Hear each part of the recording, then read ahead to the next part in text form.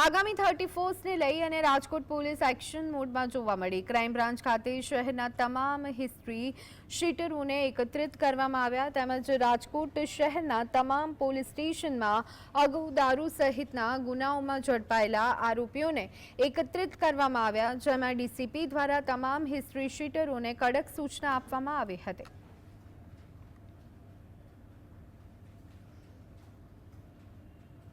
शहर पुलिस द्वारा जेना ऊपर पास्टમાં પાસા થયેલી છે અને જે હેબિચ્યુઅલ ઓફેન્ડર્સ છે એવા આરોપીઓને આઈડેન્ટિફાઈ કરીને એમની એક મીટિંગ રાખવામાં આવી હતી અને એમની ઓળખ પરેડ કરવામાં આવી હતી। તમામ જે ક્રાઇમ બ્રાન્ચના અને પોલીસ સ્ટેશનના માણસો છે જે જાણીતા ગુનેગારો અને વારંવાર ગુના કરવાની ટેવ ધરાવતા માણસોને ઓળખે, એમની શકલ પહેચાને, એના માટે એમને ક્રાઇમ બ્રાન્ચમાં બોલાવવામાં આવ્યા હતા અને એમને કડક સૂચના આપવામાં આવી હતી કે ઇન ફ્યુચર જે કોઈ ફરીથી ગુનાહિત પ્રવૃત્તિમાં ઇન્વોલ્વ થશે તો એમના ઉપર પાસા, ગુસ્સી ટોક જેવી કડક કાયદાઓ હેઠળ કાર્યવાહી થશે।